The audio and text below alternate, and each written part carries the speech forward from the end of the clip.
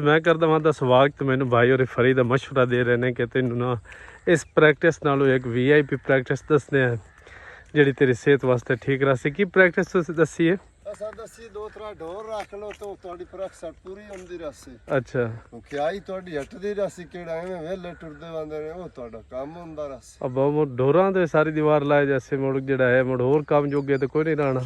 नहीं ओ तुसीं एक गाइस वो किसान ने जिहड़े सुबह उठिंदे ने शाम तक अपनी मेहनत मजदूरी करके शाम यकीन करो इस तो पुछो तो मसे वो रोटी पूरी होंदी। एवें गल है ना, 4 बार मेहनत करके धक्के खा के ते निमाशी शायद वो बंदा ਚੱਜ ਦੀ ਰੋਟੀ ਵੀ ਨਾ ਖਾ ਸਕਦਾ।